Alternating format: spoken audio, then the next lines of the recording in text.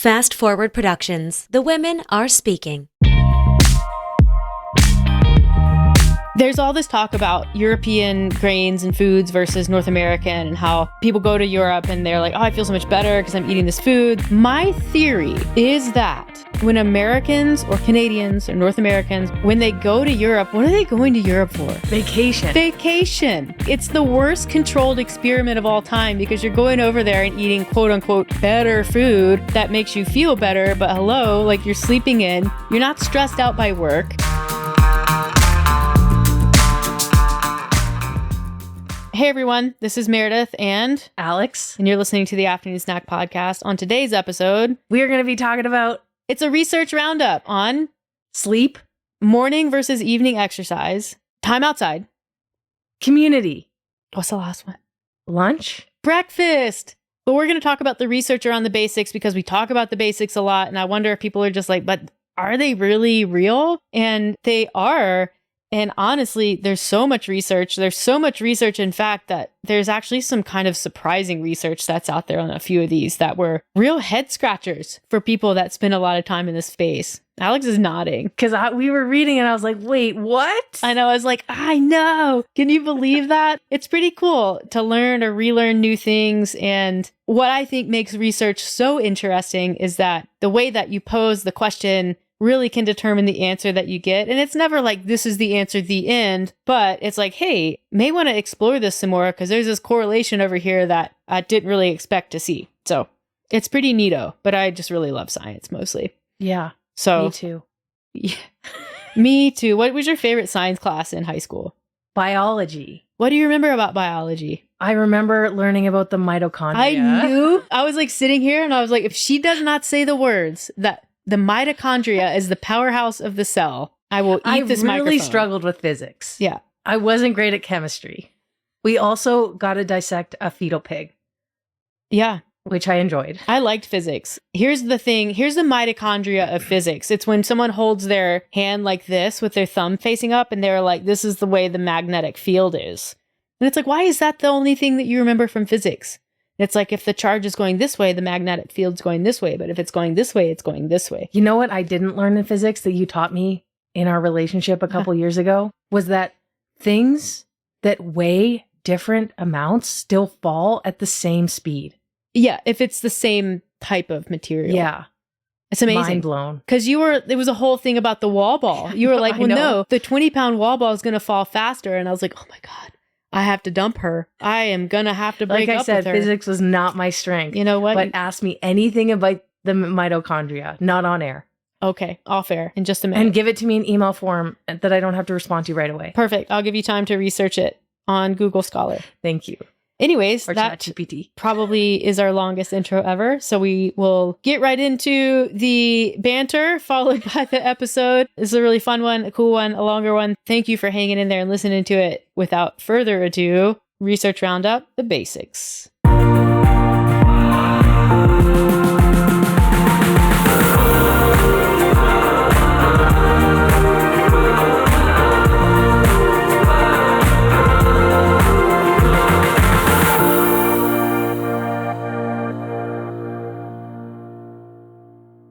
Are you comfortable? I think this is going to be okay. I feel like the one podcast couch probably isn't going to be the right thing long term. Maybe. Oh, this is kind of nice. The state of our podcast studio is not good right now. I worry about this couch. You worry about it? It's one of those things that's the amount that we can sell it for compared to what we bought it for is minimal. Yeah. And that's just a guess. That's an assumption, a safe we tried assumption to based sell on it. what we've done in the past. We couldn't even we were trying to sell it probably for too much.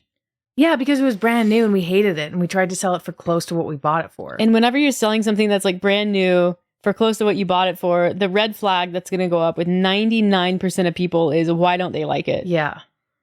And that's totally fair because that would be That was my problem with the hardtail bike. Yeah. Also. This couch is okay, but like it is one of those, I agree with you. It's going to be difficult. It's worth more to us in this room than it is to sell it for a few $100. I think we keep it and then maybe just get like you know those IKEA chairs, the one that's down in the office? Like one of those up here, Yeah. a little table. It'll be fine. Like this is going to be fine. I think we need to keep the couch. Yeah. We need to keep the couch for long enough that when we sell it for $300, It doesn't hurt. yeah. But it's like, it's kind of small. It could be like a closet couch. Sometimes I'm like, can it be an outdoor couch? It can't be an outdoor couch. No. But It's not the worst couch. no, it's super aesthetic. That being said, if you want to buy this couch, It it is is for sale. always for sale. If you have an area where you're like, I need a very like pristine and crisp looking off-white couch that probably And I don't isn't want it to be comfortable. gonna be sat on, maybe. I want to be able to sit in it and not fall asleep. Yeah. It is definitely a formal sitting room kind of Like couch. if you put pillows on it, it looks weird. Yeah. I would agree with that. It is nice looking. It would be like putting a pillow on a park bench. Yeah. It's like that doesn't go there. No. It looks like it could be made out of stone. Yes, concrete. Mm-hmm. Like if it was, no one would be surprised. But beyond the fact that we're both sharing the couch, we're painting in here and we're getting it prepped for video. Yeah. And I think we both agree that it has to get worse before it gets better. Yeah. And that's the stage that we're in addition to rearranging our whole house. Okay, yeah. Were you ever a kid that would rearrange their bedroom? Oh, yeah. And by yourself? As soon as I was strong enough to move furniture, I was moving furniture. That's me. Yeah. Same. And it was always the excitement of sleeping in your bed in a different spot in Yeah. your bedroom was it was like Christmas morning. Look, excitement. sometimes, like when I couldn't rearrange my bedroom, I would sleep so my Yeah. head was at the foot of the bed just for something exciting, just to wake up and be like, whoa, where am I? You know, that feeling, Yeah. which for some reason is more extreme when you're a kid, but I still have it sometimes as an adult. When you're in a hotel. Yeah. Last night I woke up. I don't know what the dream was that I was having, but I woke you know, I do had this. weird dreams last night. Yeah. But yeah, go ahead. I woke up and Ivy sleeps in between our heads and between our pillows always. And I woke up and I was propped up staring at her. Like I think I thought like her tail was some other kind of critter. I don't know. I don't know what the dream was. I'm glad you didn't try to like fight her or kill her Yeah, as it's headed some that way. critter Yeah. in your dream. Look, but even if the podcast studio was in a state to be videoed, I feel like I am not. That's going to be the next. I know. It's like, okay, we've set it up for video, but now we have to be ready to be on video. I'm worried about your expectations because every time I want to do a video for Instagram, you're like, okay, I have a call. This was yesterday. When I come out, I'll help you. Just like be ready. Like get your outfit and like your hair. And I'm like, I already have. But I feel like you should know by now the no-nos on video typically are don't wear white. Don't wear black. Yeah, like white and black. But I wasn't wearing white or black. I know, but sometimes you do. But I wasn't. But maybe Okay. because I said be ready and you were like, right, don't wear white or black. Okay. Because it throws off the white balance. And then like beyond that, have your script and like pick out where you want to be. Yeah. Make sure it's not backlit. Right. Something like that. So I'm going to have to get a whole new wardrobe if I'm not allowed to wear black or white. I mean, you can just have like a podcasting uniform that comes out for podcasts. I like it. Rich Roll wears black. And Yeah. it looks fine. Look, we can do black. Mhm. Like black is not the issue if I can control the if lighting. we're going to have black walls, then I might just be a floating head. I'm pretty sure I can make it so but you're we not. have the couch. I realized, totally off topic, but not really. My favorite color is blue. I don't have any blue clothing. I know, and every time you do That have is like a so weird. small handful, but every I have time you my wear Boston long sleeve, which Yeah. I don't wear because I'm just not that person. it. Yeah. And that's it. Wait, why don't you wear your Boston? I don't know. Because you don't want people I don't to want be people like, to be like, oh, look at her. She wants everyone to know she ran Boston. and you're like, it's just a shirt. I got it at a thrift store. It's Thrift really shop. royal blue. It's like the most royal of blue. Yeah. It's bright royal. Yeah. If blue could be fluorescent, it's fluorescent royal blue. It is definitely, yeah, heading that way. I like you in blue. But anyways, yeah. I But definitely Back can't be to wearing. the moving of furniture. Oh, okay. Yep. Yep. We are doing the equivalent of moving our bedroom furniture as kids Uh-huh. with our house right now. Yeah. It's like You know those sliding puzzles? They're like a numbers puzzle. And so the whole thing is you have to move the numbers around in a specific way. So you're like constantly moving one, so you can move that one there, and then that one moves, so you can move that one there. That's how moving rooms is. Because it's like there's 2 of the upstairs bedrooms. Well, basically, one is relocating into the other room, and then that room is going all the way downstairs, and then the downstairs room is coming all the way upstairs in the old room, and then there's like TVs and shit that have to get relocated. It's a real puzzle. It's like we come back from Mexico, and all we can talk about to each other is feeling overwhelmed and sick and stressed. And then you're like, okay, but wait, I have an idea. What if we sold all of our furniture and like moved the guest bedroom downstairs, the office upstairs, and the TV room into the guest bedroom? And I'm like, let's do it. That sounds awesome. This needs to be our primary focus. Yeah. And then, by the way, the 2 bedroom sets that you're selling, those are both upstairs. They have to be completely disassembled and moved downstairs, and then obviously loaded up onto whoever's truck is buying them. Yeah. It was a lot, but I feel like we're in process. We're in the final phase. It needs to get worse before it gets better. Yeah, so our house is a complete and utter just furniture and mattresses everywhere, TVs but we're getting there. Other than that, my life update, I have frostbite on a toe, and that really hurts. I've never had a frostbite of any kind anywhere. Turns out you often don't know you're getting it because your extremity will go numb before you get frostbite, especially if it's crammed in a ski boot, and that happened. And so now both of my big toes are partially sensationless. One of them is still a little bit on the purple side, and they really hurt to like knock into things like ski boots when you're skiing. So I blame you for that because you didn't warn me. I told you not to go skiing in -22. You should have said. I wouldn't do that if I were you. I wouldn't do that if I were me. Yeah. And you did anyways. What I want to point out is that we wear the same size boots, and yours are heated, and you didn't even offer them. You know that I don't like it. I don't like sharing sports equipment. It's just like, I'm not cool with that. Especially my ski boots. Those are for my feet only. Plus, they're like way stiffer than what you wear. It was -25. Like every ski boot is stiff. They're all stiff. Did you have an expectation that I would say, hey, you should wear my boots? Look, it's something that I, in hindsight, was like, wow, she could have let me wear her boots, and she didn't. So, anyways. Okay, here's my take on frostbite. Your toe didn't need to get amputated. I've had that before. I've had that before because I grew up ski racing. An amputated toe? No, what you have. And what you do is you suck it up. That's what you do. Okay, because you're not going to do any further damage by going skiing again. The internet has mixed feelings on that. Okay, the internet has mixed feelings on everything. Yeah. Don't consult the internet for certain things. You put it back in the boot and you get back to business. Well, I'm worried about listening to you because you also let me get in a hot tub, which you're definitely not supposed to do. You're not. I know that. But at that point, I didn't know your feet were frostbitten. I mean, that's fair. I didn't really either until they started. This is a pro tip, and I know this because of my years in ski racing. If you're outside and your extremities get really, really, really cold, do not put them in hot water because you need to slowly let them warm up. This isn't from the internet. This is what somebody told me when I was a kid. I guess because your blood vessels dilate so much that if you run them under hot water, the blood goes into them too fast. And that's what causes pain when they're warming up. You've experienced that.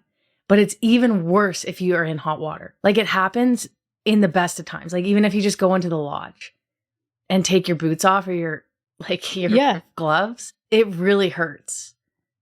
But you don't want to put them in water. That's what I was told. So it's kind of like, if you're boiling an egg and you boil the water and then you put the egg in the water, it just explodes.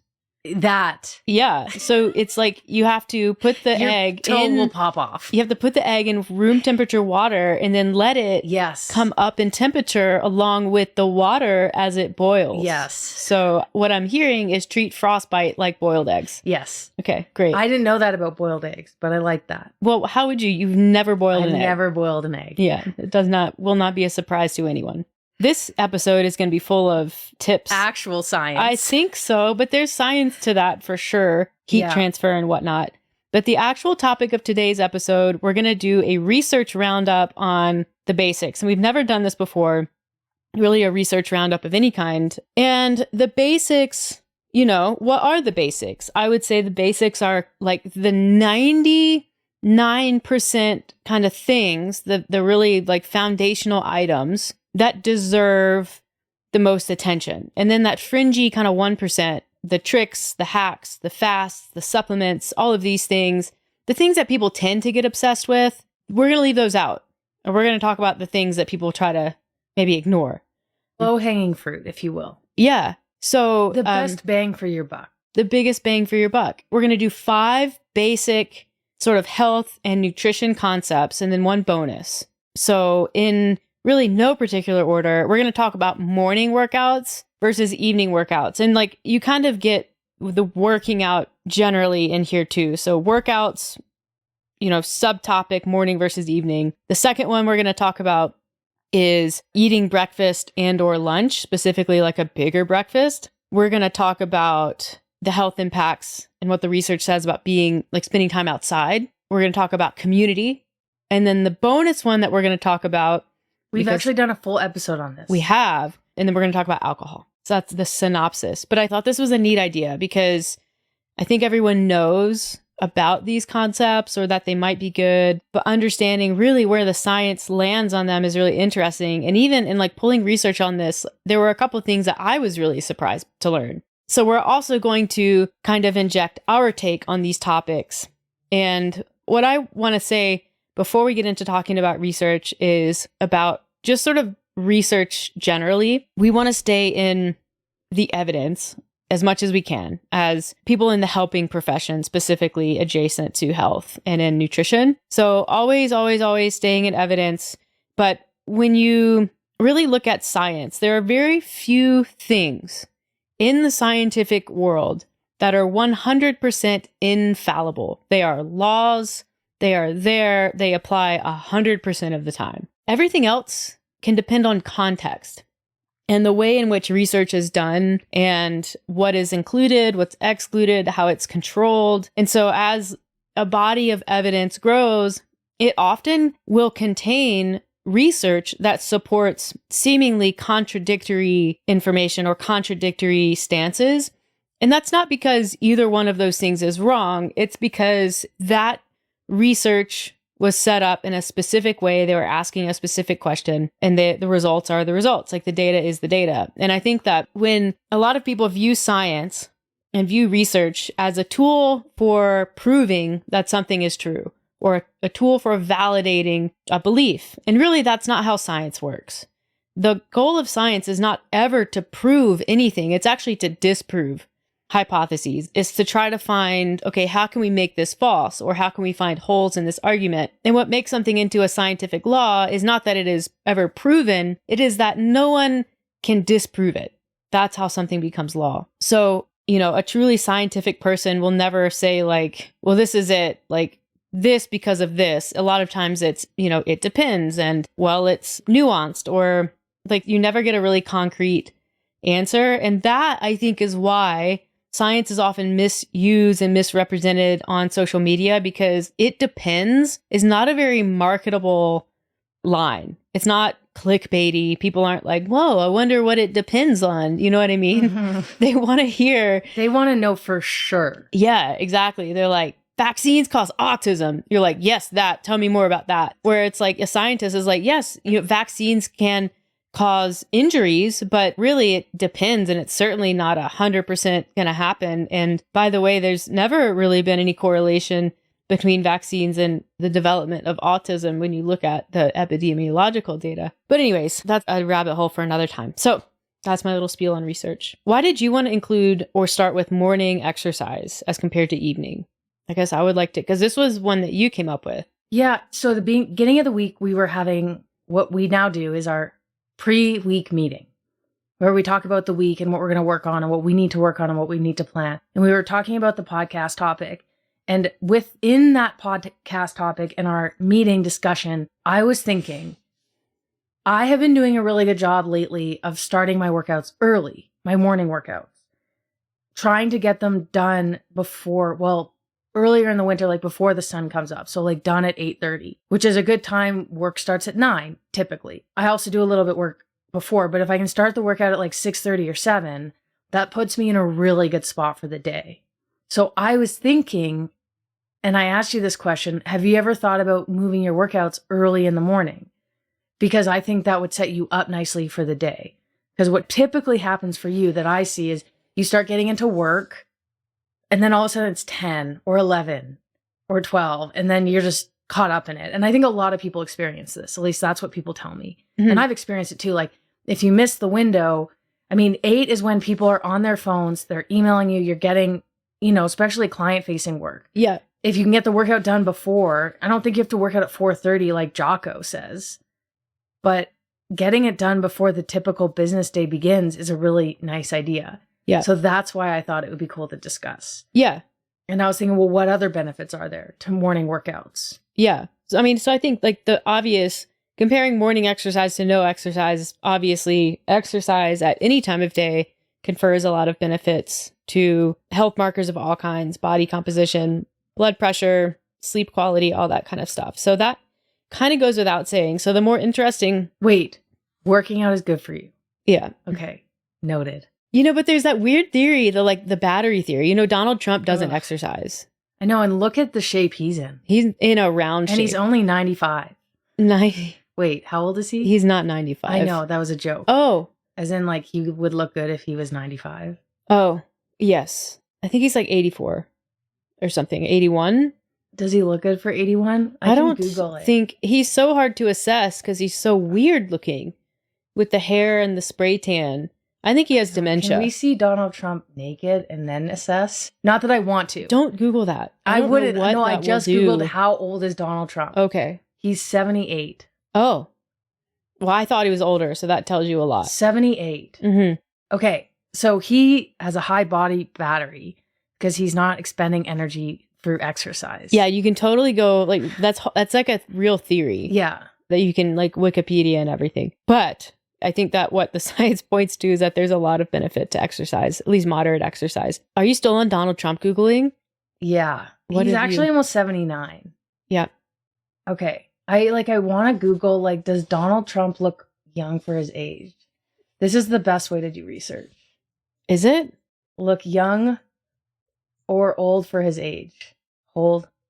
Why Quora, which I guess is kind of like, I don't know, Reddit. Donald Trump looked old when started and he still looks old. So that's one person's opinion. Opinion. The unbearable lightness of being Donald Trump. Donald Trump seems younger than his age. You know what? I would argue that he actually probably is young for his age because he doesn't worry about anything because he's so out of touch with reality. That's true. He doesn't know anything. He doesn't know to worry. He just floats. Do you ever find, like, the more you know about things, like he didn't worry about COVID. Do you know how many people worried about COVID? And stress ages you. Look, I bet you he was worried about COVID when he had it. Yeah, but that was only for 2 or 3 weeks. I have no idea. The rest of COVID, he was like, I got this. He could have long COVID. He wouldn't even know because, he never gets his heart rate up. Right. Anyways, that's enough about the orange one. Agreed.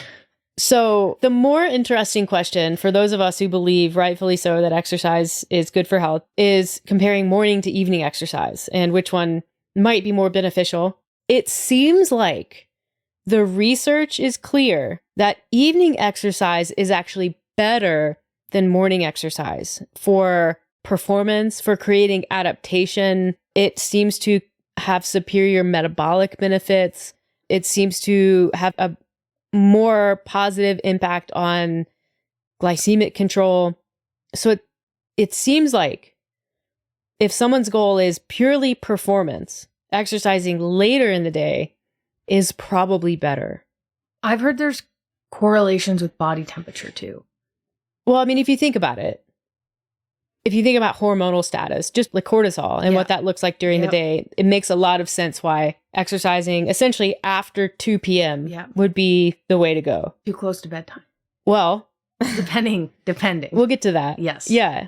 So it's like, all right, well, if it's better to work out later in the day, why wouldn't you work out later in the day? And so then I looked up some research on, can we look at this through the lens of behavior change? And if there is any research there. And of course there is. And so overall, while both morning and evening exercise routines are feasible, obviously, morning exercise is often associated with greater adherence and habit formation, potentially making it easier to stick with. So I think, and we've already talked about this, if someone has a tendency to get into their day with the best intentions to exercise later in the day, in the afternoon, but then things happen because they do. Work, kids, just unforeseeable events. Exhaustion. You give the day, the 2 p.m. lull that never stops lulling. That just lulls more as the day goes on until it's time to go to bed. Then the lull is over. Yeah. And you get your second win for the day at bedtime. Look, I get my second. This is so bad. Sometimes I really do. I get my second wind at like 9 p.m. and I'm just like, what is going on? This is not what I wanted. Like I've been all waiting. Day. Meredith is like, I cannot wait to get back into bed. I literally. And then I'm like, hey, it's bedtime. You're like, what? I'm not ready for bed. It's so weird. It's so weird. It's Bad. really great for me. It's bad. Who gets up very early. I mean, I also get up kind of early. So anyways, things happen. So for people who live lives where things happen, which I think is Almost most people, everyone. probably better to exercise in the morning, and definitely better to exercise in the morning if you're trying to build the habit of exercise. There's like that initial friction or resistance to maybe having to get up a little bit earlier to give yourself time to do it. But I think once you're over that hump, it is easier because it is uninterrupted time most of the time. Yeah. Not all the time. But I mean, anyone with kids knows that like the morning hours can also be interrupted. So maybe you do need to get up at 4:30 yeah, if you have kids, which we know people who do that. I know people who get up early. But at I also know 4:30. people whose kids get up at 4:30. Yeah, and it's like, Which I'm like, you got to get a lock on that bedroom door that No you can lock kidding. from the outside. absolutely. All right. So far we have evening exercise is better from a performance standpoint. Morning exercise is better from a habit building and adherence standpoint. So how about sleep? Because I think that we often hear, well, exercising at nighttime can impact sleep. And so exercising at both times of day tends to have a positive impact on sleep, like an increase in deep sleep, just better sleep latency. All of the sleep markers tend to improve.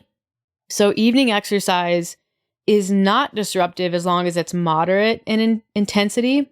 So we don't see a lot of disruptions in sleep there, but we do see disruptions in sleep if someone exercises at very high intensity before bedtime, in the hours before bedtime. And so that tends to negatively impact REM sleep. It may affect like sleep efficacy negatively, and then wakefulness the next day. So essentially you're tired. You're not going to sleep as well. The quality's not going to be there. And I would say that's like pretty accurate based on my experience with higher intensity training later at night. Yeah, I rarely do it. But I've noticed with a couple of my clients who do adult sports. Yeah. One of my clients runs track. And because she's a master's athlete, a lot of her races are 8 p.m. And she says she sleeps like garbage. And then people who play adult rec hockey, their ice times are sometimes at like 10 or 11 p.m. Yeah. Crazy. There's no way you're sleeping after that. No. After a hockey game? No. Yeah. And then, of course, there are individual considerations too. Like there's a chronotype consideration. So some people are morning people. Some people do better later in the evening. So if you're an early chronotype, you might be more affected by late workouts. And then vice versa. If you're like a late chronotype, you might be more affected by early workouts. But there's also the potential to, if someone is trying to shift their chronotype slightly, you can also use exercise as a tool to do that slowly over time, along with other things. I read a while back that this person, it was somebody I used to follow who did CrossFit, like high level. And she was like, I really like to be so adaptable because life can be volatile, I guess, and you can't predict everything. It is great to feel confident that you can work out any time of day and under any circumstances. So it's a lot of people will like time their meals because meal timing can be important for working out. whether, it's backed scientifically or you just feel better anecdotally. But sometimes you can't, you have an opening in your schedule and you can go work out at 2 p.m., but you just ate lunch at 1. Well, what do? You just do it anyway, knowing that it's not going to be ideal because as adults, not everything schedule-wise is ideal. So I'm of the belief that you just kind of know that your body can do it regardless. Yeah. And you hope for optimal situations and you deal Yeah. with suboptimal situations. Yeah. I would agree with that. The other correlation that I was interested in was how, if there's a correlation between exercise or exercise timing and eating patterns. And like, this one's a little bit difficult to suss out because there's so many other contributing factors, but there does seem to be an impact to eating patterns, particularly in regards to energy intake and appetite control. And I think anyone who's exercised regularly probably knows that workouts, exercise, training does tend to inhibit appetite signaling a little bit. So a lot of people feel more hungry on days where they don't exercise. And it's not that they actually are more hungry. They just are noticing those signals more on those days because exercise can suppress them. Obviously, you are, I think, on the more extreme end of that based on my experience with you in this relationship. Yeah. Well, days I work out, I'm like, I'm good with an almond.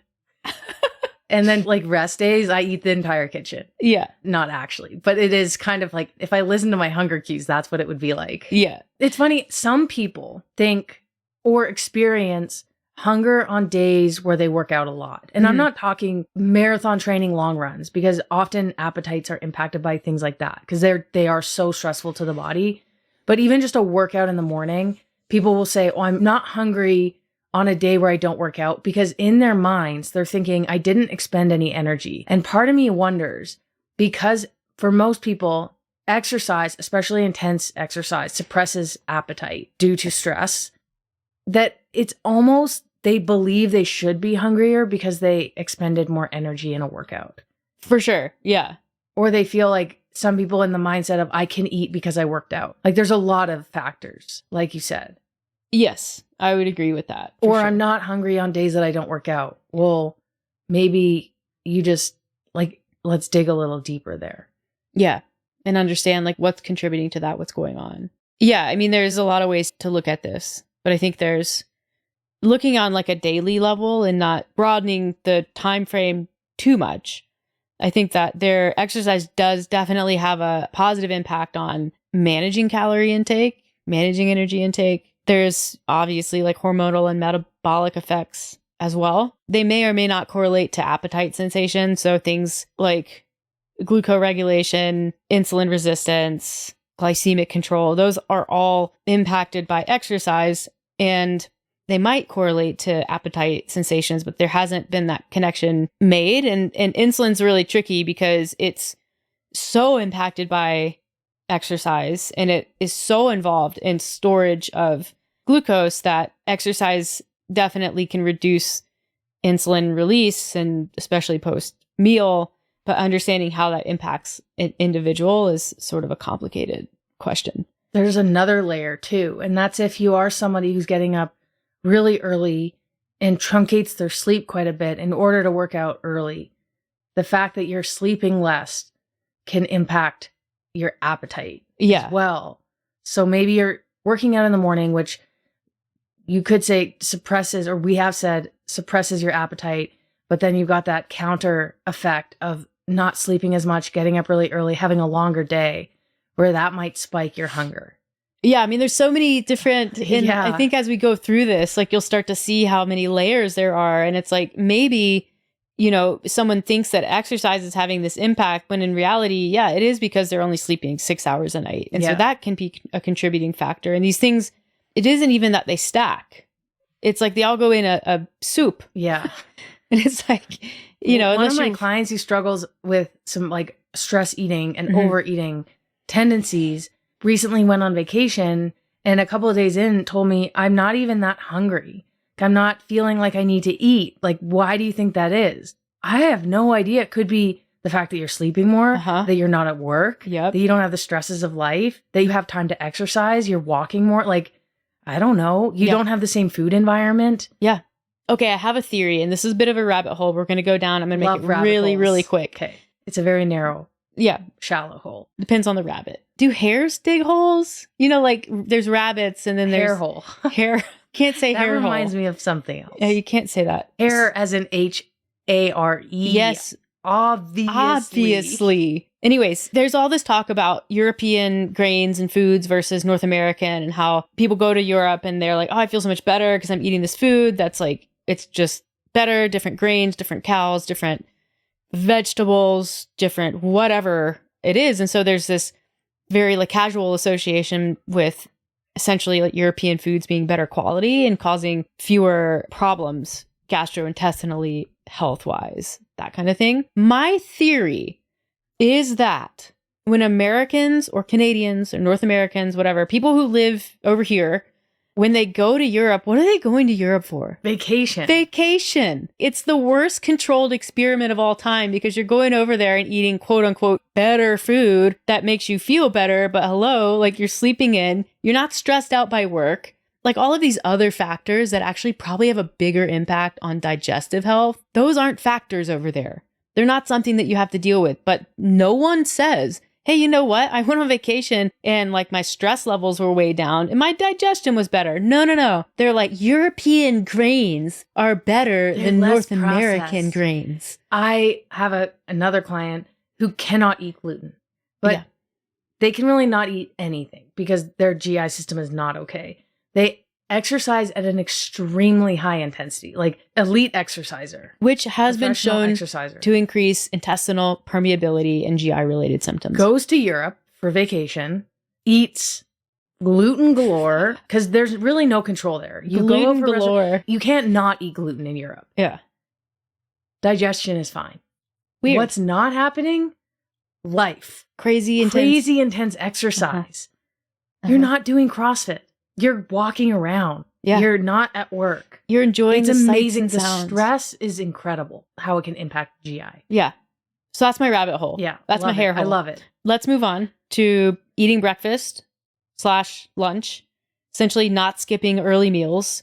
So we've talked about this one also on a podcast, probably a number of times. Eating a big breakfast, not even like eating breakfast, but eating like a big breakfast has a positive impact on basically everything. It has a positive impact on appetite and satiety throughout the day. It has a positive impact on hormones. It has a positive impact over time on cardiometabolic health. It aligns with chronotype principles. So essentially, we're circadian people, organisms. So are our gut microbiota, all those bacteria and yeast and stuff that we have that help us digest food. They're also circadian. And so feeding them in the morning versus feeding them in the evening results in good things. So it aligns with that. It improves glucose metabolism. It reduces the risk of insulin resistance over time. Whereas skipping breakfast can lead to sort of circadian dysregulation. It is no longer synergistic, which obviously would have, cascading adverse metabolic effects.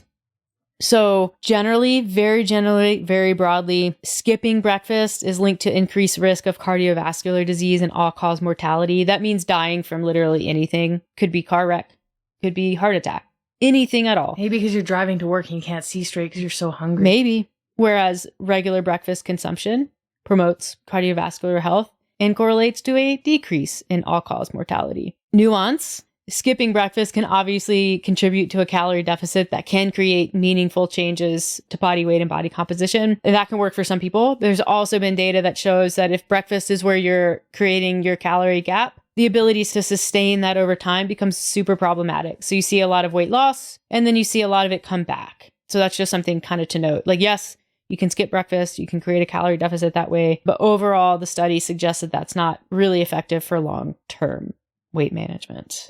It's like a no-brainer, but when you control calories in a day, there's no significant difference between skipping breakfast and eating it, which is like kind of silly that they did that study, but some people truly believe that calories don't matter. And so that's why that research is sometimes done, because they definitely do matter when everything else can be properly controlled. It's funny, like a lot of people, when trying to establish a calorie deficit or are on a controlled diet for weight loss, or even establishing an intermittent fasting schedule, breakfast is the first thing to go. And I think too, when you're controlling for calories and you're counting calories, which is a good tool for weight loss, it's a way to quantify the diet. A lot of people are worried that if they eat too much in the morning, that they will be hungry later. So what they tend to do is almost save the calories for later in the day. Yeah. Which sounds like a decent theory, but that's not what the research says. No, and it's just your hunger later is actually better managed because you eat earlier. I mean, that also makes sense. But some people do not trust that. Well, I think some people really struggle to trust themselves. That too. And that can be for a lot of reasons. Or like, I overeat at night, so I need to create like a buffer there. Well, it's always that. But eating a bigger breakfast can help mitigate overeating later at night. It's the way people choose to look at things. It's always, I tend to overeat at night and not, well, I tend to skip breakfast. Mm-hmm. It's this like the negativity bias, and we want to focus on the thing that's negative and not necessarily the thing that leads to the thing that's negative. Yeah. Which really biases the way that we approach solving problems, all kinds of problems, not just like nutrition problems. It's also using language that is additive and not something that takes away, subtractive. Mm-hmm. So it's like, hey, let's not take away eating later in the night. Let's add breakfast and see what happens. For some people, I'll say, let's add to breakfast and hit this calorie goal at breakfast. And then later in the day, if you feel hungry and you feel stressed about not having as many calories to eat or as big of a meal to plan, we can add food. Yeah. Like there's no cap on the number of calories or just doing an experiment. Like, let's see how you do. But if you do find you're stressed or hungry, there's like, we can add 200 or 300 calories later. Yeah. Just to ease the anxiety of trying something new.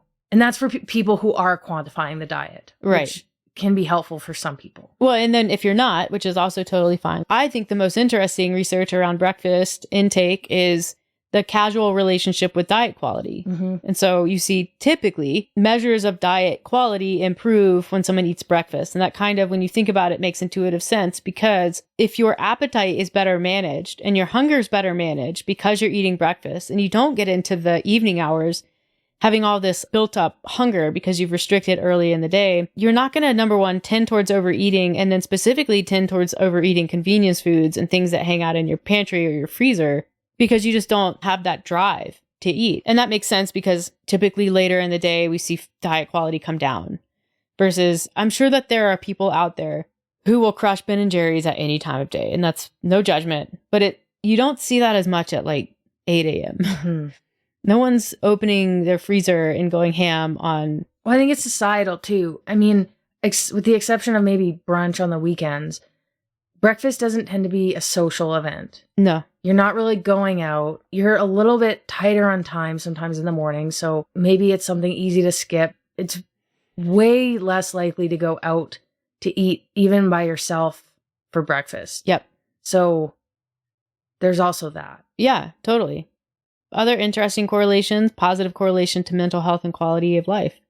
So breakfast quality, eating it, significantly impacts health-related qualities of life, stress, depression, things like that. So people who eat breakfast are typically in better condition physically and mentally, which is kind of cool. And something I think's neat, because I'm like on this chronotype thing. I don't know why, but it's like popping up everywhere now, just because, Toyota, that's what I'm looking for. Eating breakfast regularly can positively affect sleep chronotypes, promoting morningness over eveningness and reducing depressive symptoms, which in turn can improve, obviously, quality of life, but also sleep quality. So it can shift someone towards being more of a morning person if they are more of a night owl and want to change that.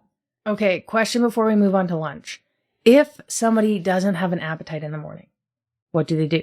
Start slowly. Maybe start with like some orange juice, like liquid calories, very simple foods that don't require a lot of chewing. Figure out if it's an actual food aversion or just something that is a habit. And then remember, changing eating patterns, especially starting to eat earlier in the day, requires that you also train your guts to do that. Because just like we fall into habits, so does our gut microbiome. So if your gut is very used to not eating breakfast, it's going to start to adapt to that. So if you just out of nowhere start throwing food into your stomach at a time when you're not used to it, that's going to create some issues and some aversion to eating. And it would be no different than if I were to wake up at 3 a.m. in the morning and just try to pound breakfast. Like that wouldn't work. That would make anyone feel bad. And so it's best if you're trying to shift that to start slow. Including some fiber is a really good idea because that is what feeds our microbiome, or even like tossing in a prebiotic supplement or something like that to your breakfast. That can kind of get things going, sort of jumpstart the process. And then over time, you'll probably find that not only can you eat without any real aversion or upset stomach, but you may actually start to feel hungry in the morning. And that's the ultimate goal. But starting out, you'll have to eat against hunger signals, and that's okay. Start slow and give yourself time to adjust. One tip I use, and this is something I personally do, I get up early, so I'll have something small that is more appetizing for me. So like 2 rice cakes with peanut butter, 1 with jam, 1 with banana. It's a pretty like easy to get down thing for me. And then a couple hours later, I have a big breakfast, and that's at like 8 or 9. And that's when I can really eat. But I'm still getting way more of my calories in early in the day than post lunchtime. And that's like, we can throw lunch into this too. Like there's plenty of research around lunch. I think the key ones that jump out to me, skipping lunch is associated with lower diet quality overall across the board. Skipping lunch can lead to cognitive impairments. So that lull that many people feel at, around lunchtime tends to be worse in people who don't eat lunch, which feels obvious, but some people don't see it. You don't have to feel that way. You can also just eat lunch. This is one of those sort of contradictory bits of data. Skipping lunch can and often does reduce overall energy intake, so it can be effective in generating a calorie deficit, but also, like I said, decreases the overall quality of the diet, which means that if you develop a diet pattern based on skipping lunch, while you may be able to control energy intake sometimes, it also becomes much, much easier to overshoot it or exceed energy intake on days where eating is a little bit higher, such as weekends or later in the day. So if we... Very common. Yeah, exactly. Snacking at 4 p.m., 5 p.m., you get home from work before dinner, and in the back of your mind, even if it's not at the forefront, I didn't eat lunch, but you're eating now snacks and very calorie dense foods more likely than not. Yeah. And so by the time you get to dinner, you've actually eaten potentially more than what you would have eaten if you had just had lunch. Yeah. And I think the important thing about diet pattern and diet quality is if you're doing things that negatively impact diet quality and diet patterns, those things, on a day where you do eat lunch or you do eat breakfast, those things don't just go away. Like the pattern is developed.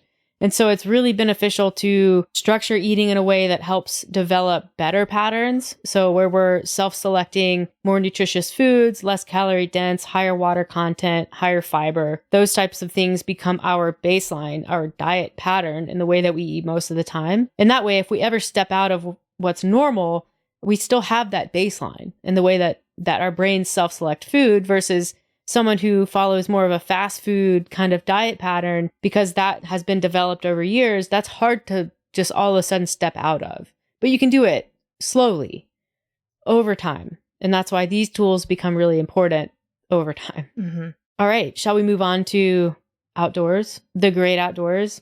You also came up with this one. Yeah. To talk about myself around this and why it kind of came up is before we had dogs, which we got Rue 2.5 years ago.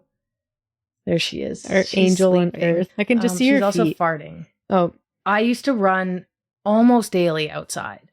And now I can't do that as much because we live in Fernie and this run conditions are horrible most days. So I'm on the treadmill. too much snow. So I'm really, really, really thankful that the dogs get me outside almost daily. And not just outside, but like in the woods. Yeah. In the sun for at least an hour. And I will say, even without the science, I can tell how that positively contributes to my quality of life. Yeah. On days where I don't go outside, I feel it. Would you say that it increases your vitality and sense of energy and aliveness? Yes. Would you say that it improves your sleep patterns? Yes. Would you say that it improves your overall well-being and life satisfaction? Yes. Would you say that you have experienced improved health-related quality of life? Yes. Would you say that you feel that you are at less risk of chronic disease? I would argue that, yeah. Would you say that you have better emotional functioning, reduced depressive symptoms, and a lower fear of failing than you did when you spent less time outside? Yes. In fact, just this weekend, we had a bit of a tiff. And during that tiff, I took the dogs for a walk. And it was just the most beautiful sunny day. It's like 11 a.m. It was crispy, but not too cold. The sun was shining. I was in the woods. The dogs were off leash playing. And I was out there like, why on earth are we arguing? It wasn't even over anything meaningful. We just got butthurt about what one of us said. And I came home and was like, what are we doing? Like, can we stop fighting? Because I was out there on this walk and it just like flipped my brain to like this dread and like anger to like, hey, life's pretty good. And I remember you saying like, what was it on your walk that like made you come back like this? And I was like, it was just the walk. It was like seeing that like the world is bigger than like this stupid nothing that we've got going on. You walk back in, I was like, all the blinds are shut. I was like under the blanket. You were like, I need to talk to you. And I was like, go away. Yeah. I haven't seen the light in 2 years. Yeah. Well, so that's an acute example, anecdotal. To get back on topic and away from our tiff, all of that is supported by research. It's nuts that people don't go outside. Well, it's not nuts because I look at people's lives. I look at people who work inside, who get up in the morning, they go to the gym, they drive to work. It makes sense. It's possible that I wouldn't go outside if I didn't have dogs either. Yeah. But I think what's also important, I think a lot of people associate time outside with like activity. And so it just feels like this thing that they have to do. And it's like, well, no, I work out inside. Why would I work out outside? You don't have to work out at all. You can just go outside and sit like for 10 minutes. You don't have to do anything. You don't have to move. You just go outside and breathe air that is not running through a filter in your house or your office or whatever, and just be. Like, that's the unique advantage of outdoor exposure, is that it is not solely dependent on physical activity, which makes it accessible for, I won't say everyone, but a lot more people than just straight up exercise. Yeah. So I saw this meme the other day and it was like, one of my clients sent it to me and the person was like lying on a couch, basically like you were the other day, under the covers and explaining to their friend that they didn't feel well and that they felt depressed. And the friend was like, are you cooking? And she was like, no. She's like, well, when was the last time you went outside? Never. Okay, what are you exercising? No. And it was like all the basics of like that she's not doing to put herself in the state. It was comical because it was so silly.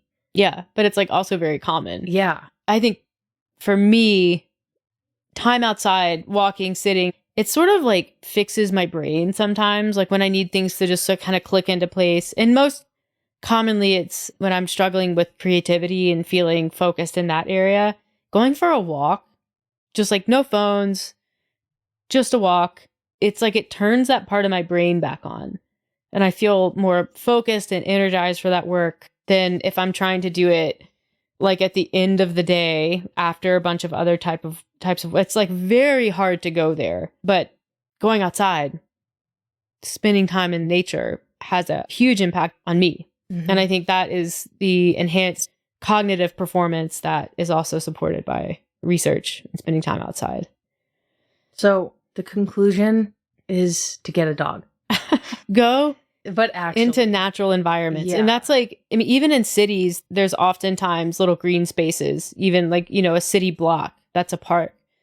Going there, like, sounds silly, but like go touch some grass because it does have a huge, huge impact how you feel on a day and then overall, long term. I sometimes think about how much the dogs love being outside. Yeah. And it's that to me is an indication that we also as creatures need to be outside. We're all just little critters, you know? You know, get outside. Yeah. But we're so distracted by these things in our life, work, technology, that we don't even care to go outside, where the dogs are just like, I want to go outside. Always. Always.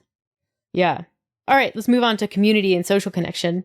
I love this one, and I'm going to tell you why, especially for North America, because our whole society is actually built on separating us from communities. And it's not like that's done knowingly, but when you think about it, it's a really big continent, really big countries that we live in. And oftentimes the older that people get, the more they move away from cities. So they're moving into the suburbs. So literally like further apart. The way that we get places is alone. Like we're alone in a car. Like our transportation systems facilitate solitude. The way that we work, a lot of people are working from home, facilitates solitude. Social media, like while it seems like a tool for connection, it really disconnects us more than it connects us, unless we're very intentional about the way that we use it. So our whole society is built on this. And I think it's really important because there's that old adage, like loneliness is what kills people. And that's definitely like very literally true in some circumstances. But I think the way that we feel, like we're social beings, we're social creatures, we're evolved to live in communities, not big communities, but we are evolved to live in communities. And so much of the way that we live in North America is not that. And that's another thing. If you go to Europe, like these big European cities, it's very different. And even in North American cities, it feels more communal when you're in the city. And there's, certainly benefits to not being in the city. But if you're not in the city, it means that you have to work harder for social connectedness, because that it really does serve as a protective factor in reducing risks associated with a variety of health conditions, and just promotes our overall sort of well-being and happiness. So lots of positive correlations with this one. Also when you look at the blue zone research that's out there, which people are all hot on the blue zones right now, one of the things that the blue zones have in common is this community connection and this social interaction and multi-generational sort of connection. So you're not even just connected with people who are just like you, you're connected with people who are older, who are younger. Like there's this interplay in those communities. And so I think if we're going to take blue zones and look at them as this holistic way and holistic approach to living healthier lives, like a community is a huge part of that. And so obviously there are positive correlations to mortality and morbidity. So strong association with like better health outcomes, reduced all-cause mortality, and a lot of casual connections to overall health improvements. So it's difficult to make direct connections with this type of sociological data, but we see that people who live in communities tends to be like healthier across the board. So lower, chronic disease risk like diabetes, hypertension, obesity, better mental health. So we're looking, specifically in highly connected communities. And then within those highly connected communities, there are specific groups like the transgender community where, especially right now, they're just being so singled out and focused on in mainstream media, that having a community of, within that can improve mental health. It can support identity exploration and enhance access to care when gender affirming care is necessary. Yeah, I like the idea that even just social connection, talking to other people in person or over the phone even, helps to reduce stress. We know this, like just by sharing what you've got going on can greatly reduce the stress that it's causing. And so many people, they think they're alone, or they don't want to burden someone. They don't want to call up their friend because my friend's busy. No one has time for me. And so they just hold it in, and that stress just festers. And that's unfortunate. But I think when you have people that you see on dog walks or at the gym, or you've got some sort of other bond, it's a little bit easier for you to just share life stuff and connect and support each other. And that's just, it's so lost right now. You really have to be intentional about it, especially since COVID, like even home gyms, which we advocate for because we feel it increases the likelihood someone's going to work out. But at the same time, like when you don't have that gym community, if that was something that you had, it can have a real negative impact on you. Yeah. And I think COVID did a lot of things, some good and some bad, but I definitely think it shined a light on like where someone's community comes from. So it's not uncommon for people's community to come from their gym community. Mm-hmm. It's also not uncommon for people's community to come from their work, or their church if they go to church. And so in COVID, all of these things were taken away because not going to work, gyms are closed, churches are remote. And so you feel where that disconnection comes in most. And I think it can be important to lean into that and learn from it, and maybe take that as a sign to diversify where your community comes from. And so I think that's been really big for us as we've stepped away from in-person gym communities, which we both used to be a part of and rely on. So we are out of those communities, but now we're in communities that are related to the outdoor sports that we do. You're in your swim club. I did a couple of like trail maintenance days. Like we're in these new places that provide that connection opportunity that's different. And it's kind of like maybe we shouldn't put all our eggs in one basket. Not to say like, I hope COVID never comes back. But I do think diversifying the people that we interact with and we build community with creates stronger and more foundational connections and frameworks. Yeah. Mm-hmm. I think the best way to do that is to find a hobby that you enjoy and then get in a group regarding that hobby. Yeah. It's way easier to make connection when you have a very clear, common ground. And for me and you, that's activity. Yeah. Whether it's mountain bike, it's so much easier to say, hey, do you want to go for a mountain bike ride? At least for me, than like, do you want to go for coffee? Because like, I don't know what we're going to talk about. Yeah. But if we're both mountain biking and we're mountain biking, sometimes you don't even need to talk. Yeah. But you can probably talk about mountain biking. And it's just like, it's easier to connect with people. That's my advice. Yeah. That's something that I have been able, in moving to a new place, build connections with. And it's not even connections like you meet your best friends. It's just the people you see every Friday at swim club. Yeah. And sometimes you don't even need to talk to them. No, you're just there. spend time with them. Yeah. Yeah. I mean, I just think it's such an under-recognized public health priority, I guess, when you're looking at what people are really focused on from a public health standpoint. It's like, why don't we talk about this more? Because I think it's so integrated into health outcomes, and yet no one really does work on facilitating it. I think it's so easy to just like think that you're making connections because you are texting people. I mean, even our run club, we've got a group chat, but nothing will ever beat face to face. And we know this, at least another anecdotal thing, just like a story. When we do our in-person events, it's taking maybe a bit of like some string that you're connected with people. And then it's basically gorilla glue.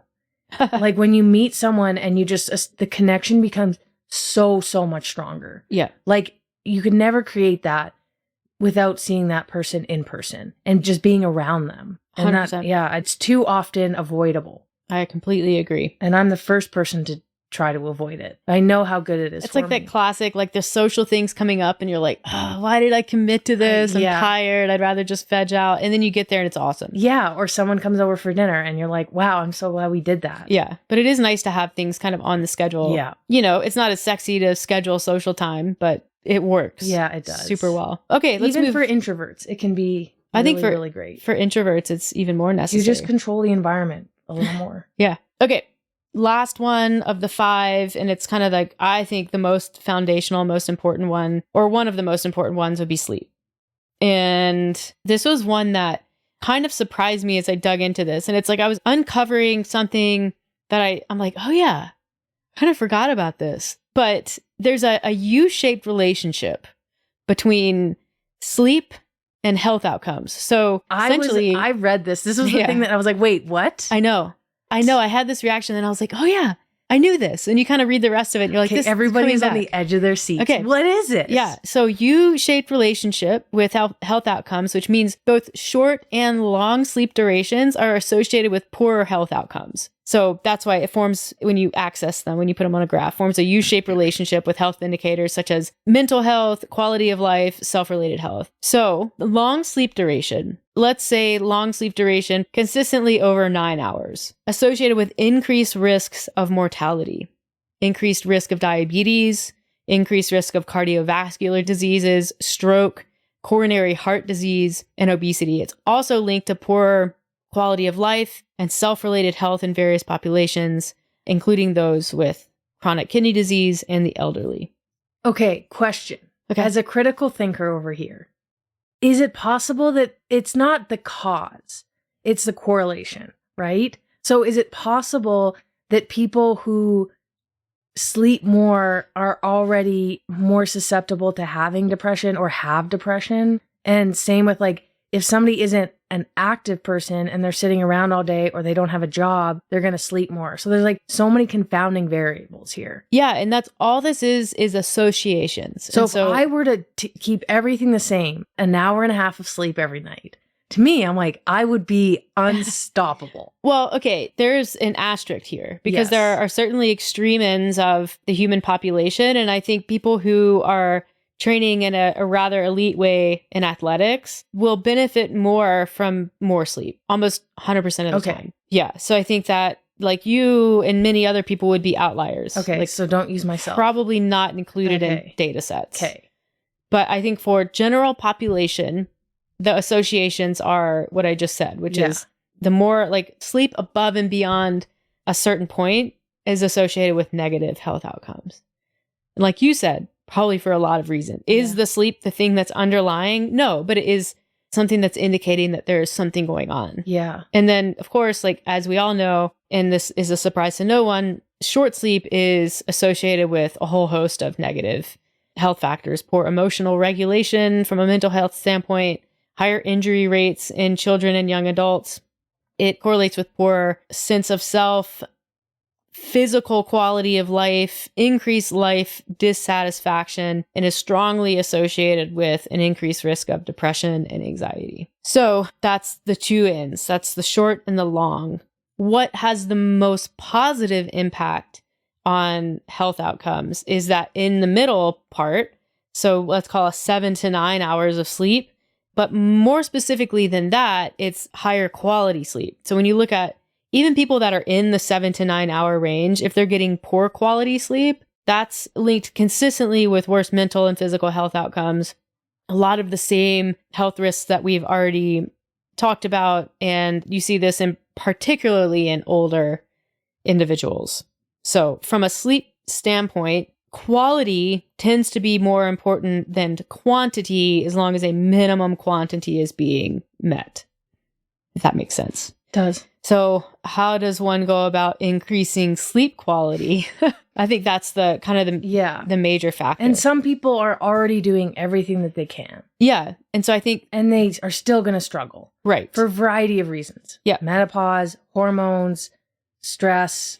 Just some people are poor sleepers. But there are still things a lot of people can do. Yeah, there's two low-hanging fruit here. One is just sleep environment. So this is intuitive. It's anything that you can do to control the quality of your sleep environment. So can you make it dark? Can you make it quiet? Or get the right type of background noise in place that helps you? Is your bedding appropriate? Can you get it to a appropriate temperature for sleep? So all of these like sleep environment, these physical things that you can control. That's the first low-hanging fruit. And then the second one is diet quality. And so there's this super interesting sort of bi-directional relationship with sleep. And this really does and can become very much a chicken and the egg thing. But in essence, they're routine diets that are highly nutritious. They are very regular in schedule. And it's approximately the right amount of food for the person, promotes better sleep, and better sleep supports better dietary choices. So this is your classic positive feedback loop of good things leading to more good things, leading to more good things. So I think that a lot of people who experience sleep disruptions don't take a hard enough look at their baseline nutrition and how they might be, instead of getting themselves into a positive feedback loop, they get themselves into the negative feedback loop of poor sleep leads to poor dietary choices, which leads to poor sleep, which leads to poor dietary choices. So it's bidirectional in both directions. And so this is, I think, one of the most important associations that exist in health, period, is these two feedback loops. And so where do you enter into the feedback loop? That depends on the person. For some people, it's going to be easier to enter into the feedback loop by focusing on sleep first. For other people, it's going to be easier to enter the feedback loop by focusing on diet first. And if you're struggling, you can just try both and see which one actually has like an immediate positive impact, and then just sort of pour your attention onto that. Both are likely actionable. Very.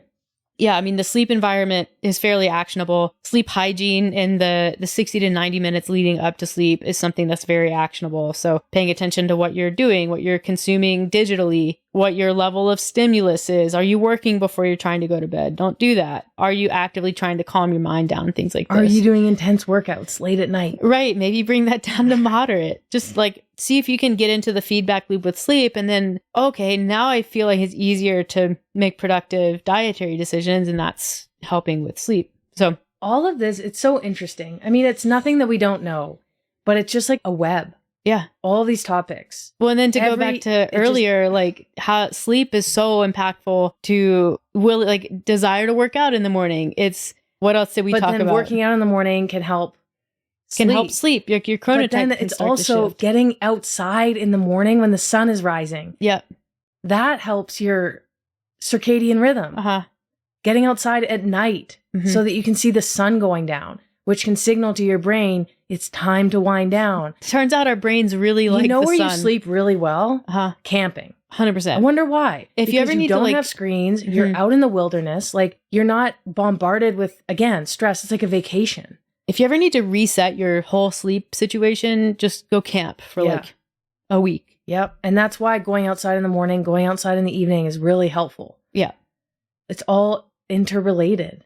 I love it. So really just do it all. Just do all of it. You heard it all here, folks. Yeah. Just do it all. Okay, let's move on to our bonus one of alcohol. And we did a whole episode on this. We'll make sure that is included in the show notes if you want a deep dive on alcohol. The conclusion of research is clear and unambiguous, and it is that alcohol is a colossal global health issue, and small reductions in health-related harms at low levels of alcohol intake are outweighed tremendously by the increased risk of other health-related outcomes, including, and most specifically, an increased risk in cancer. So there are actually some positive effects of consuming alcohol, but essentially what the scientific body of evidence says is that whatever those are and whatever that data shows, it doesn't hold a candle to the negative associations with alcohol. Like, to put it frankly, there is simply no safe level of alcohol consumption. Does that mean that we think that no one should ever consume alcohol ever?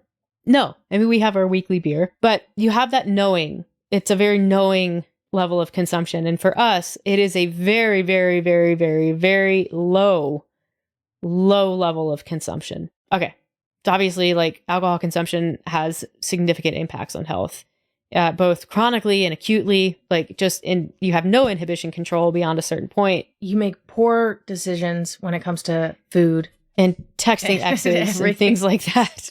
People are more prone to physical accidents. Have you texted an ex drunk? Not in a long time, but definitely before, yes. And there's all the known ones, like the health impacts. Like, we know this, the cardiovascular risk, the cancer risk, liver disease, mental health problems. Like, a lot of people use alcohol to relieve anxiety, but alcohol consumption actually increases anxiety. Like, talk about a feedback loop. There's another one. It also impacts sleep, which decreases mental health. We're getting there, Alex. I'm sorry. I'm just jumping ahead. You were just rapid firing. I wanted to chime in. Okay. To get back on task here.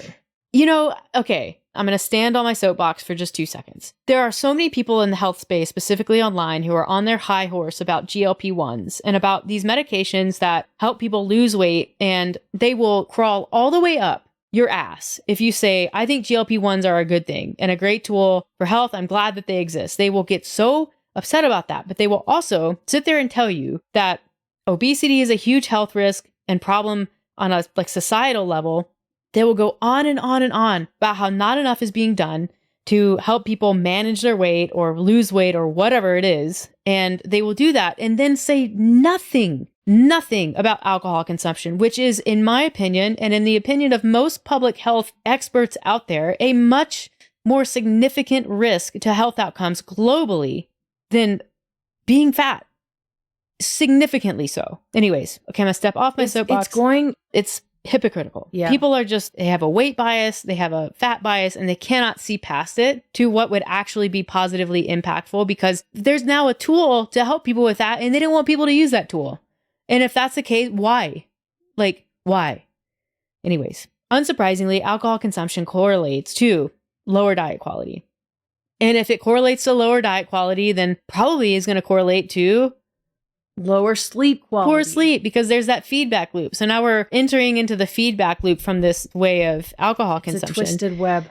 And look, we've all been to the party or the wedding, right? Where the bar is open, you're having a good time, you're drinking, and you're like, look, I am not normally a cheese curd person, but you know what starts to look really good as a late night snack at 11:30 at a wedding? Cheese curds. And anything with gravy. I don't even remember having any cheese curds at our wedding. Well, I think technically we had poutine with cheese curds. Oh, okay. I'm talking about someone else's wedding. I don't know if I had the poutine either, but I heard it was good. Or nachos or whatever it is comes out at 11:30. Or at the bar. When kebabs. I don't know. Peanuts, chips. Yeah. And never mind how many people. Driving home and having a quick stop at the fast food restaurant. Yeah. In college, we used to go get hammered. And we would go to this drive-through that was so bad, open until 3 a.m. And I would go and I would get a burger with chicken nuggets and a side of more chicken nuggets. I used to, when I was hungover after partying in college, I would eat McDonald's the next day. I thought that was what would make my hangover. Oh, I don't want to hear about McDonald's. You don't even know what Bojangles is. Like, you don't know trashy fast food. No. That's what I used to have. And it would bring me back until around 2 p.m. It's actually wild what I used to do. I was like a college athlete. Mm-hmm. And we would get drunk almost every weekend. Yeah. Like really drunk. But we would study so hard. And then that night, go get drunk and not remember what happened. Yep. And I'm not proud to say that at all. I would never condone that. And if I had to go back, I probably wouldn't do that. But how do you think my brain digested the studying when I went and just like, probably, I don't know what alcohol does to brain cells, was not good. I don't know how I survived. But I was eating lunch. College. So yeah, that's good. Hammering lunch most days. Jeez Louise. I wonder, like, thinking back, how much better could I have been I know. at being human? So here's some contradictory data, right? Ooh, I like this. Because there's socio-demographic factors with Yes. alcohol consumption. Because we know, like, yeah, there's crappy corn liquor that you buy at the liquor store for like, $12 for a fifth. And then there's like Not in Canada. $multi-$100s of like a bottle of wine. Yeah. And so while like, yeah, these correlations exist, there is a somewhat U-shaped relationship between alcohol consumption and diet quality, where in higher socioeconomic classes, some alcohol intake is actually associated with better diet quality, but there are other factors that have to be in place for that to be the correlation. So it's like when you control for social class and education, I think primarily, that goes away. I wonder if you included Europe, if it would even shift more towards that. Do you include Ireland? I'm thinking more Italy. Yeah. I think it probably follows the same pattern, Yeah. to be honest. Like, I think the same correlation would exist. So, can you have a relatively healthy diet while consuming alcohol? Yes. Overall, that is not the correlation that is observed on a larger scale. So, like you said earlier, the impact and correlation with sleep quality is poor. The association with quality, often the duration is longer. So there's that thing where like, okay, so someone drinks alcohol, they have a poor diet, they sleep longer, but lower quality. And therefore there's that connection association with poor health outcomes that we can't say is 100% related to sleep. But there are these other things that sort of put a person in a situation where they might be sleeping past 9 hours. You know what I mean? Mm-hmm. Mm-hmm. I'm following you. That's the soup. It's a wicked web that she's woven. I love this. Like, alcohol consumption is correlated to increased snoring. But like, why is that included in? But I think that is often That associated impacts with the partner. lower sleep quality. Yeah. If there is a partner. Yeah. I mean, I don't know if we need to go through all of the sleep research. It's a No, negative it's correlation. Obvious. Here's the interesting thing. The next one. I wanted to know what the correlation between alcohol and exercise was. So I'm basically like, can we tie this back to 3 out of the 5? So right now we have a negative association with diet quality. We have a negative association with sleep. What do you think the association with exercise is? This is interesting. It's interesting because it is a positive correlation with So exercise. people who drink more exercise more. Mm-hmm. And essentially where this goes And is that's all the college athletes. yeah, just skewing the data. So this one was like, I was flabbergasted by this, and I had to confirm this in a few different ways. I've, number one, never heard this before. It is the exact opposite of the assumption that I would make. And this one sort of shook me up. I mean, there's a dose response relationship. So, and this is intuitive. So as alcohol consumption increases, that maybe the likelihood that someone would exercise would decrease, but within the population of people who do exercise, this is so weird. The dose response relationship flips. So the more that someone drinks, the more they exercise. So that what that kind of says is there may be some sort of like a counter, there's awareness that maybe alcohol consumption is not the best for health. And so people try to counteract that with an increase in self-selected activity and exercise. So it's complicated. Yeah. And so it's like, it's, maybe compensation for the calories consumed or an enhancement of motives. Maybe there's people who drink, maybe are highly social. And so then they find themselves in highly social exercise environments. There's all these things. And research can't pull out which one it is, but there have been longitudinal studies. So that means basically like looking at a single population or a large population even over a long period of time that indicate that looking at increases in physical activity can predict increases in alcohol consumption over time, although that depends on the individual and their behaviors and then the specific timeline and time frame within that person's life that they're looking at. But there's a definite correlation there. I think about our group here in Fernie, a mountain town, that all of our people that we know are extremely active. And a lot of the times you go for a bike ride or ski and then you go for beers after. Yep. So like I can see that actually. Can see like a lot of like healthy, active people who work out a lot, drinking a lot. Yeah. This is common here. I then take other communities that I've been in, like CrossFit, that totally go against all of this. Yeah. And again, it's just like it's micro communities in the vast majority of, I guess, North America. But you take CrossFit and you have people who are exercising a ton, don't drink at all, or it's less likely. And I think that just like depends on the community that you're in. Yeah. Depends on probably where you live. Again, socioeconomic status. I would like to dive into that and be like, what kind of alcohol are these people drinking? Also. Yeah. Kind of what you said earlier. Yep.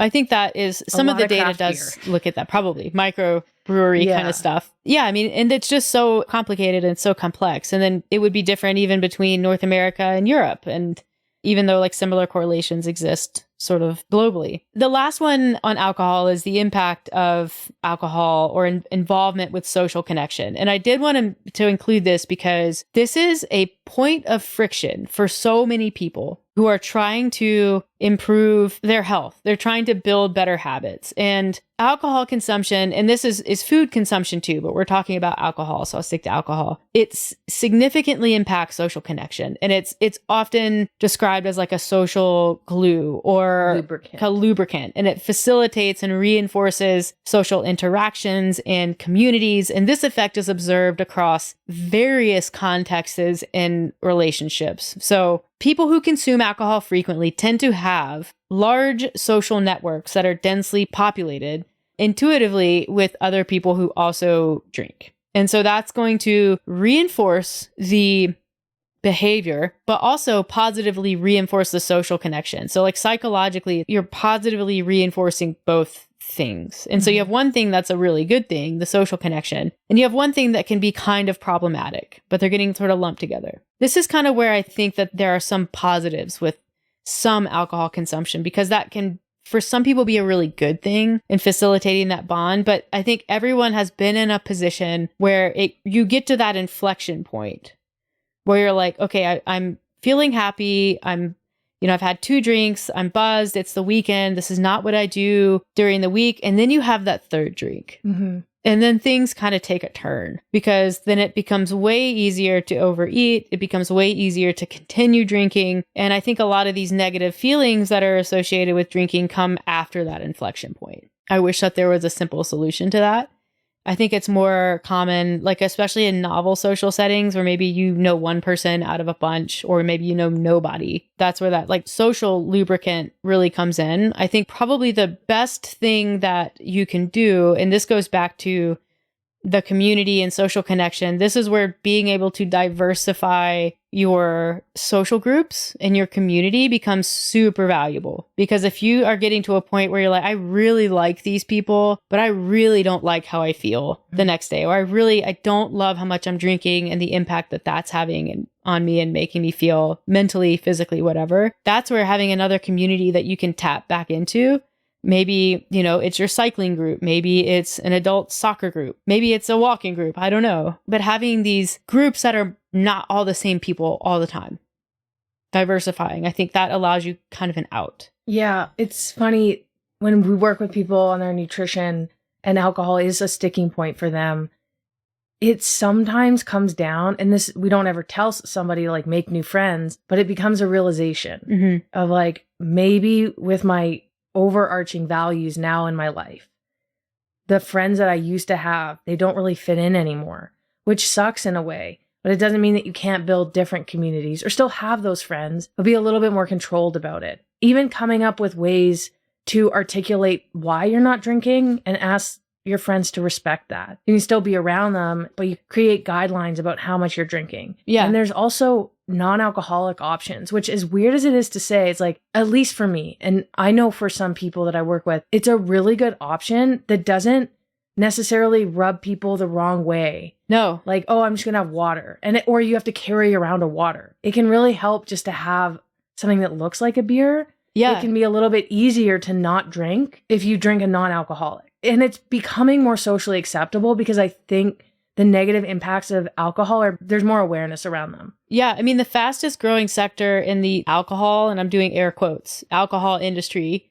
the fastest growing sector right now is the non-alcoholic sector. Because I think major brewers and even microbrewers like Phillips, on Vancouver Island, I think that's where they're located. That's not a big brewery, but they produce some of the best non-alcoholic beers that I've had ever. Yeah. And I think that's for a reason, but it's also, we've both been to, the Northern or one of the bars in Fernie, and it's for some reason so much more comfortable to sit there with a pint that is full of non-alcoholic beer that looks like just regular beer. If someone walked up to the table to speak to us or to say hi or whatever, it just looks like we're having a beer. Well, you avoid the possibility. And again, like the ideal situation is that no one says anything because who cares? Yeah.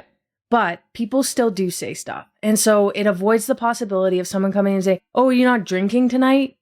Or for us specifically, like, we get placed in boxes. Like, oh, Yeah. they're super healthy. They work out all the time. Like, sometimes I just want to be not that person and not someone to comment. Oh, you guys are so healthy, you're not drinking. And like, I don't want to make somebody else feel bad for drinking. Like, I don't care. So yeah, it is more comfortable sometimes to just like have something that looks like beer so that you can just not have that be a topic. Yeah, I completely agree. We've kind of gotten into the habit of when we go for our, date night and we have a beer, I ordered one of the lower alcohol beers because I just feel a little bit better after having one. And then if I want a second one, I get a non-alcoholic. And it's like, it's nice because you still have that effect of the one beer, which I do feel, just like a little bit of a relaxation. And I'm not saying I'm not condoning it. I'm just sharing what I do, everything in moderation. That second non-alcoholic is totally fine. But if I have two beers for me is like the third beer. Yeah. It's like, I do not feel good. I don't sleep well. It impacts the next day. It's just not the person I am. Yeah. It doesn't feel good. So like the non-alcoholic option is really good. And then it gives you time to decide if you actually want that second beer. That's true. Like alternating, I think, is a really great method for a lot of people. And not alternating with like a soda water. That's also fine. But I like that these other options exist so that you avoid the stigma or, just the conversation, like you were saying. What's crazy, I've become so sensitive to alcohol, and I think this is what happened for anyone who doesn't drink a lot of it. The other night we went out, and we've both been on the low alcohol, kind of like session IPAs, like really, really low alcohol content stuff. And we went out to this place that doesn't have a super long beer list. And so the only beer that they had on tap that we had an interest in was this one. Fernie Brewing makes it. It's called Hit the Deck. And we were also out late for dinner. Yeah, we hadn't eaten for a while. It was like 8:30 or something. It is like appropriately named Hit the Deck, but it's a hazy IPA. It is a little bit higher in alcohol. We have it sometimes. Delicious. It is a really... If you like hazy IPAs. It's probably one of the best ones ever.